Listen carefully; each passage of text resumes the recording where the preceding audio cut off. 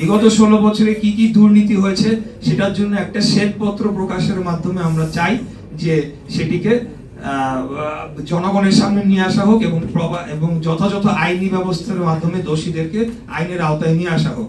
5ই আগস্টের পরে সব সেক্টরে একটা রিফর্মের কথা আসছে, কিন্তু এই টেলিকমিউনিকেশন এবং ব্রডকাস্টিং সেক্টরে তেমন কোনো রিফর্মের আমরা দেখতে পাই নাই, তেমন কোনো রিফর্মের উদ্যোগ আমরা দেখতে পাই নাই।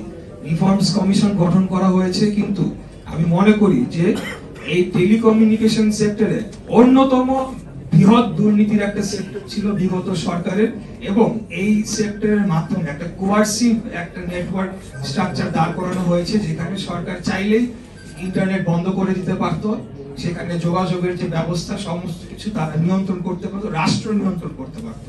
তো সেখানে একটা যে বেসিক আমার হিউম্যান রাইটস কে রক্ষা করার যে বিষয়টি সেটিকে লঙ্ঘন করা হয়েছে।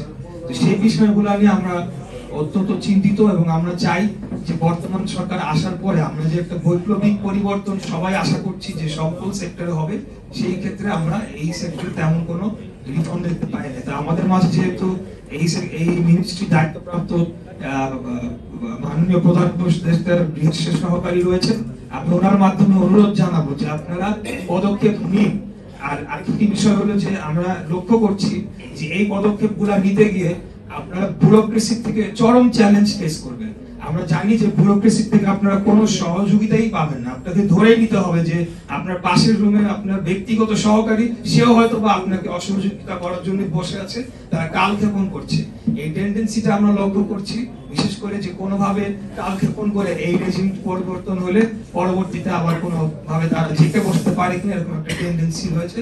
আমি আপনাদের আশ্বাস দিতে চাই যে বর্তমান সরকারের সাথে আমরা সর্বাত্মকভাবে রয়েছি, এবং আমাদের যে ফায়ার স্টাফকে বলবো আপনি উদ্যোগ নিন, আপনি পলিসি গ্রহণ করুন, আমরা আপনার সাথে আছি এবং আমরা আপনার সাথে অ্যাক্টিভলি পার্টিসিপেট করব এই সেক্টরে, যাতে করে আগামীতে কোনোভাবে আমাদের বেসিক হিউম্যান রাইটস কে যাতে হাত দেওয়া না হয়। 1 2 হলো যে আমাদের এখানে সার্ভিস,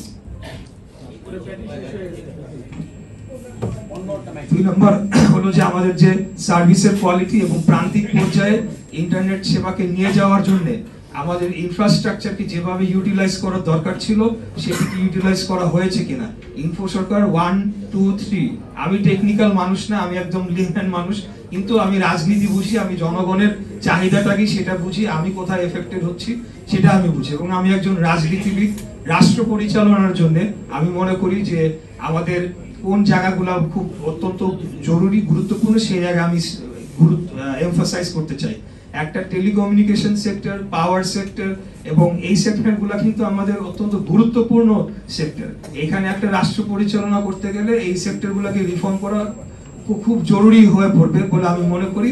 সেই কারণে আমি আবারও যেটা বলছিলাম যে আমাদের ফায়ার স্টাফ ভাই আপনি পলিসি গ্রহণ করুন, আপনি একটা রিফর্মস কমিশনের জন্য আমরা জোরালো দাবি জানাচ্ছি, এবং বিগত 16 বছরে কি কি দুর্নীতি হয়েছে সেটার জন্য একটা শ্বেতপত্র প্রকাশের মাধ্যমে আমরা চাই যে সেটিকে জনগণের সামনে নিয়ে আসা হোক এবং যথাযথ আইনি ব্যবস্থার মাধ্যমে দোষীদেরকে আইনের আওতায় নিয়ে আসা হোক।